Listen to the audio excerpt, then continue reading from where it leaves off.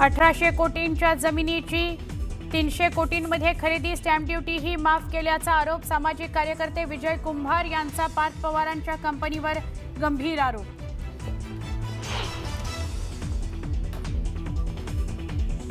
शेतकरी कर्जमुक्त झाला पाहिजे ही मागणी म्हणजे टोमणा आहे का? उद्धव ठाकरेंचा मुख्यमंत्री देवेंद्र फडणवीसांना थेट सवाल.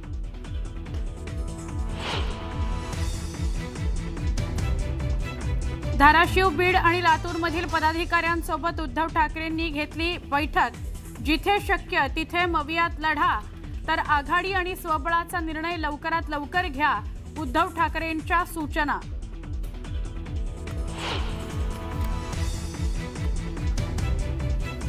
नागपूरच्या रवी भवनातील मंत्र्यांच्या बंगल्यावर पीडब्ल्यूडी कडून सुरू असलेल्या उधळपट्टीची एसआयटी चौकशी करा. काँग्रेस नेते नितीन राऊतांची सरकारकडे मागणी.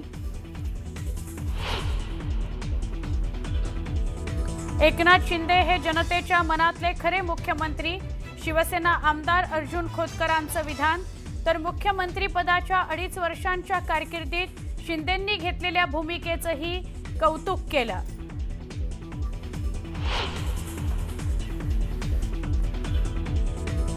अहिल्यानगर मनमाड महामार्गाच्या कामावरून सुजय विखे आणि निलेश लंकेंमध्ये जुंपली.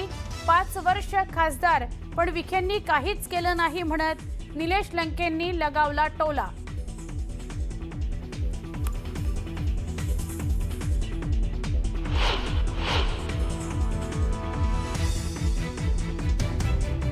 मनसे अध्यक्ष राज ठाकरे आज पुणे दौऱ्यावर. पुण्यातील मुख्य पदाधिकाऱ्यांची घेणार बैठक. स्थानिक स्वराज्य संस्थांच्या निवडणुकांचं बिगुल वाजताच मनसेकडून मोर्चे बांधणीला सुरुवात.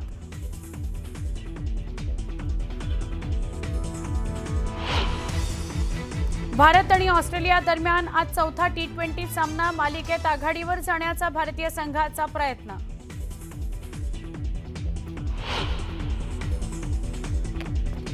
आणि काश्मीर, हिमाचल आणि उत्तराखंडमध्ये तुफान बर्फवृष्टी. केदारनाथमध्ये मोसमातील दुसरी बर्फवृष्टी. गुलमर्ग, सोनमर्ग, सिस्सूमध्ये आहे. बर्फवृष्टीमुळे पर्यटकांचा आनंद द्विगुणित. काय दिलं नाही दिलं यापेक्षा माझं कर्तव्य आहे की जे काही माझ्या हातामध्ये अधिकार असतील त्या अधिकाराचा उपयोग माझ्या जनतेसाठी, माझ्या शेतकऱ्याच्या हितासाठी करायचा. आणि म्हणूनच जो सारखा एक उल्लेख होतोय की तुम्ही जी काय कर्जमाफी केली होती, तुम्ही म्हणजे आपल्या सरकारने, पण तुमच्याच आशीर्वादाने केली होती, नाही तुम्ही पोहोचलो कसा असतो तिथपर्यंत, बरोबर ना? तुम्हीच मला तिथे नेऊन बसवलं होतं, मी नव्हतं जाऊन बसलो. मी काय एकटा जाऊन बसणार तिकडे? आज आता परिस्थिती अशी आहे की संकट आल्यानंतर सगळे फोटो काढायला येतात, मग त्यांचे फोटो लावून मदतीचं कार्य होतं, बरोबर ना? आपल्याला वाटतं, म्हणजे आम्हाला शहरामध्ये असं वाटतं, अरे बापरे काय मोठं काम चाललेलं इकडे, हा मोठा माणूस दिसतोय. कसला मोठा माणूस? आज आता दिवाळी नंतर मी मागेच म्हटलं होतं की सर्व मराठवाड्यात, आता मराठवाड्यात फिरतो म्हटल्यानंतर मला विदर्भ, उत्तर महाराष्ट्र सगळीकडे शेतकरी बोलवायला लागले, साहेब आमच्याकडे पण या, आम्हाला सुद्धा काय मिळालेलं नाही. पण नेमकं पैसे जात आहेत कुठे? ज्या भ्रष्टाचाराच्या कथा आपण ऐकतोय, हजारो कोटींचा भ्रष्टाचार होतोय, हजारो कोटी. म्हणजे मुंबई महापालिका तर लुटून खाऊन टाकली त्यांनी. कॉन्ट्रॅक्टरच्या मागे कॉन्ट्रॅक्टर. आता ओम जरा बोलला ते बरोबर आहे. अदानीच्या सिमेंटच्या पोत्याला कधी हमी भावापेक्षा कमी भाव मिळतो का? हा, आता माझा आपत्तीग्रस्त शेतकरी आहे, त्याला घर बांधायचं, घर वाहून गेलं. सोयाबीनला हमी भावापेक्षा कमी भाव मिळतोय, म्हणून त्याच्या घराला घर बांधण्यासाठी सिमेंटच्या पोत्याचा भाव कमी होतोय का? यांचे सगळे बगल बच्चे मस्त कमावून आई शहरात राहतात आणि उन्हामध्ये, पावसामध्ये, थंडीमध्ये अक्षरशः आयुष्य उद्ध्वस्त झालेले शेतकरी मरमर मरतो, मेहनत करतो आणि तो काही भीक नाही मागत आहे. जर तुमच्या कष्टाला योग्य भाव मिळाला, ज्याला हमी भाव म्हणा, तर तुम्हाला कर्ज फेडण्याची काही चिंता लागेल? अजिबात नाही. पण एक तर सगळं करून प्रतिकूल परिस्थितीमध्ये तुम्ही हे सगळं सोनं पिकवायचं आणि सोनं एका रात्रीमध्ये मातीमोल होऊन जातं. आता माती पण वाहून गेली, मग मोल कसलं? खरडून गेलेली जमीन आहे, त्या जमिनीचं करायचं काय हा प्रश्न पडलेला आहे. मागे मी फिरत होतो, मला तुमच्यापैकी आता तुम्हीच सांगा मला, कारण आम्ही त्या बाबतीत अडाणी माणसं, शहरी भाऊ. मागे माझ्यावरती टीका होत होती, याला शेतीतलं काय कळतंय, नाही कळत म्हणून मी शेतकऱ्यांच्या मध्ये जाऊन उभा राहू शकतो. तुम्हाला कळतं तर तुम्ही येऊन उभे राहून दाखवा. दाखवा ना, येतो ना. अरे वा, फार प्रेम दिसतं तुमचं. सांगतो, थांबा सगळे एक एक जरा आत्ता जरा कुठे पोतडीत नाही एक गोष्टी काढायला लागलं. मला पहिलं तुमच्या दुःखाबद्दल बोलू द्या. आता लाडक्या बहिणीत नाही, माझं मत आहे लाडकी बहीण नका बंद करू. ऐका, अरे ऐक ना दादा. आता एक दोन गोष्टी मी तुम्हाला मुद्दामून ऐकवतो. आधी कर्जाचं बघूया. एक मिनिट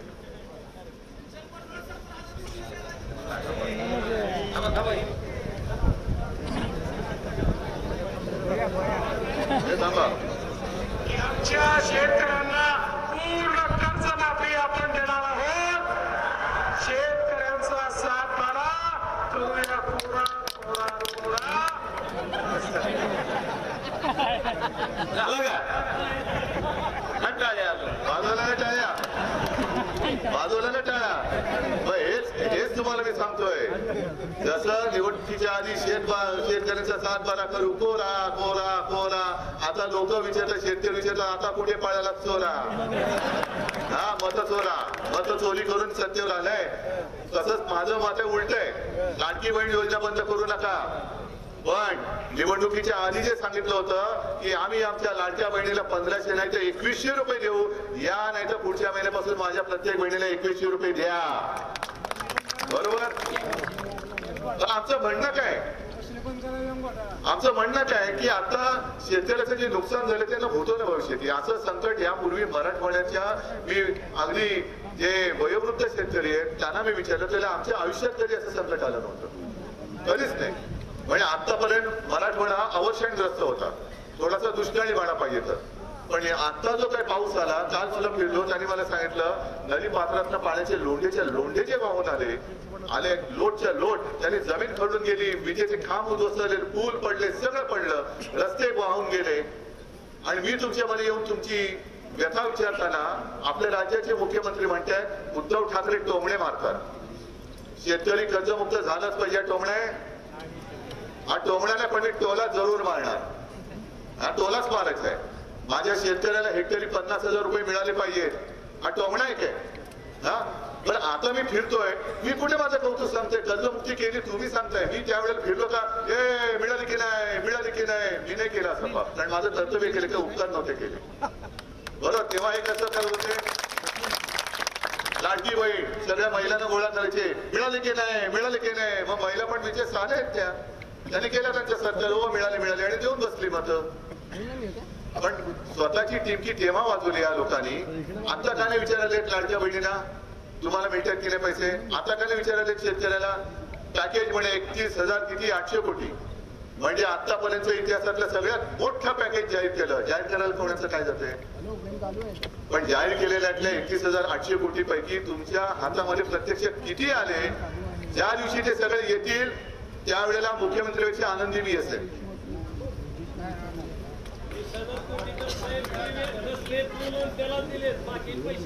म्हणजे कोणाला शेतकऱ्याला दिले का कॉन्ट्रॅक्टरला? विकास याला म्हणतात विकास. शेतकरी मेला तरी चालेल, शेतकऱ्याच्या उरावरनं मी तो आता शक्तीपीठाचा तो आहे तिथे तो प्रश्न. सुपीक जमिनी बिमिनी काही बघत नाही, त्याच्यावरनं रस्ता शेतकऱ्याच्या उरावरनं रस्ता नेऊ, शेतकरी मेला तरी चालेल पण माझा कॉन्ट्रॅक्टर मित्र जगला पाहिजे, याला मुख्यमंत्री म्हणतात विकास. आणि आज मी फिरतो तुमच्याकडे, मी फिरायला लागल्यानंतर सगळ्या त्या भाजप त्यांचे सगळे ते भिंडे आहेत कुबड्या. आता अमित शहा म्हणाले, मी नाही म्हणालो, कुबड्या कोण म्हणाले त्यांना? त्या कुबड्यांना सुद्धा आता फोड आले अंगावरती टरटरीत आणि म्हणायला लागले या निमित्ताने का होईना पण उद्धव ठाकरे घराबाहेर पडले. मला त्यांना सांगायचे की अहो तुम्ही तुमच्या स्वतःच्या घराकडे पण जरा मध्ये मध्ये बघत जा. पंचायत होते नाही तर, कारण घर सोडून हे कोण मला सांगणार आहे?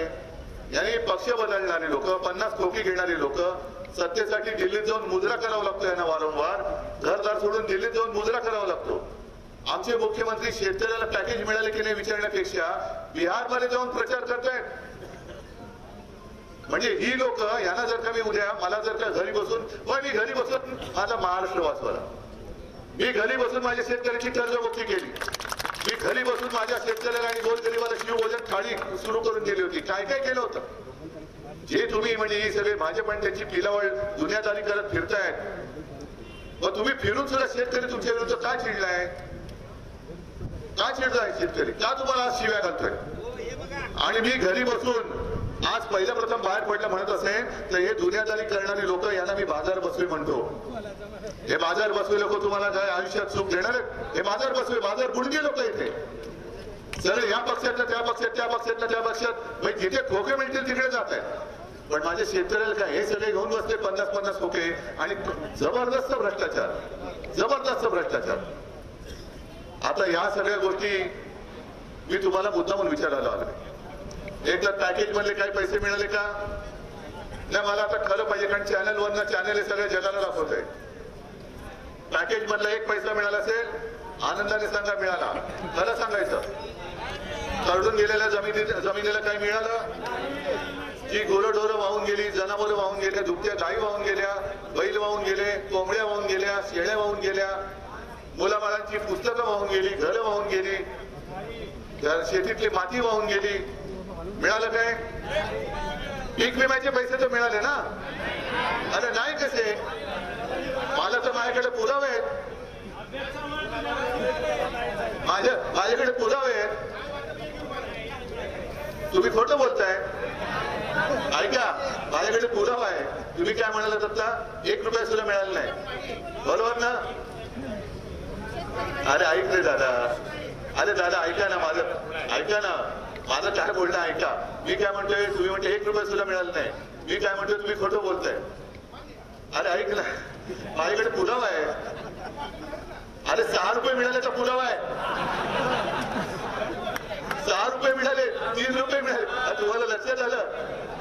लक्षात आलं मी तुम्हाला काय म्हणणार खोटं? म्हणजे एवढी थट्टा, एवढी चेष्टा शेतकऱ्याची अद्याप कोणी केलेली नाही. 1 रुपया पीक विमा बंद, शिवभोजन बंद, आनंदाचा शिधा बंद, हे सगळं बंद आणि यांचं दुकान चालू. हे खोऱ्याने ओढतायत, पैसे नुसते ओढतायत. आणि आता यांना निवडणुकांची वेळ लागले. उद्धव ठाकरे मतांसाठी फिरतोय, मग तुम्ही कशासाठी फिरताय? सागर गोटे गोळा करायला? आता यांना शेतकऱ्याचं काय नाहीये, पण आता नगर परिषद, पंचायत, मग जिल्हा परिषद आम्हीच जिंकणार. पण तुम्ही ठरवायचंय. आम्ही आपल्या तुमच्यासाठी लढतोय. ओम दादा आहे, कैलास आहे, खैरे साहेब आहेत, सगळेच आहेत, अंबादास, प्रवीण स्वामी, सगळेच आहेत, सगळे लढतोय. आम्ही कोणासाठी लढतोय? काय म्हणून लढायचं? का मी आज तुमच्याकडे येऊन उभा राहिलो? त्या घरी वेळ जात नाही म्हणून? मला हे बघवत नाही आणि फसवेगिरी मला सहन होत नाही, म्हणून मी आलेलो आहे तुमच्यासाठी. आजपर्यंत जे मी बोललो ते मी केलेलं आहे आणि जे बोलेन ते मी करून दाखवणार आहे. आता अजित पवार, जरा थांबा, तुमच्या आवडीचं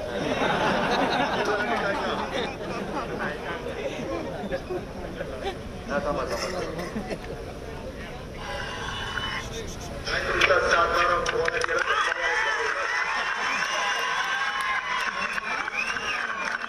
सध्या जनतेला स्पष्ट सांगतो, 31 तारखेच्या आत आपापले पैसे भरा पीक कर्जाचे.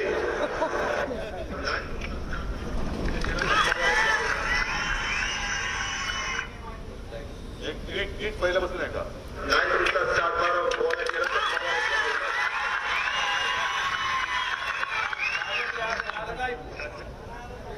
आता काय लावायचं? आता कोणाची अवलाद लावणार? म्हणजे ही खोटी माणसं एवढी निर्दयी. म्हणजे मी नेहमी सांगतो की दगडाला सुद्धा पाजर फुटेल, पण ह्या निर्दयी निष्ठुर राजकारण्यांना पाजर फुटणार नाही. यांना पाजर तुम्हाला आणि आपल्याला मिळून पडावं लागेल. परत निवडणुका आल्या, काहीतरी कोपऱ्याला गुळ लावतील आणि तुम्ही पुन्हा भोळेपणाने. काय मी काल पण बोललो, माझा शेतकरी भोळा आहे पण मूर्ख नाहीये. तो प्रामाणिक आहे, तो चोर नाहीये, तो मनाने श्रीमंत आहे, दिलदार आहे.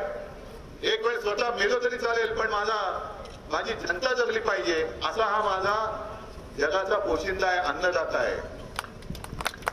आता हे जूनचा यांनी मुहूर्त काढलाय. निवडणुकीच्या वेळेला काय बोलले होते म्हणून मी तुम्हाला ऐकवतो. हे की आमचं सरकार आलं म्हणजे त्यांचं भाजपचं सरकार आलं तर आम्ही शेतकऱ्याचा सातबारा करू, कोरा कोरा कोरा. ठीक आहे, दिलं शेतकऱ्यांनी, मत चोरी करून निवडून आले, पण धरून चालत दिलं तुम्ही सगळ्यांनी मत. पण तेव्हा तुम्ही असं म्हणाला होता की त्यांनी मत मागितली होती की तुम्ही मत मागताय ना, आम्ही योग्य वेळ येताच तुम्हाला मतदान करू, असं तुम्हाला काही निवडीचं स्वातंत्र्य होतं? 1 तारीख जाहीर झाली आणि त्या तारखेला तुम्हाला मतदान करायला लावलं आणि निवडून आल्यानंतर सांगताय की आम्ही आता योग्य वेळी कर्जमुक्ती करू. आता मुक्ती कधी करणार? जूनचं वायदा केलं, जून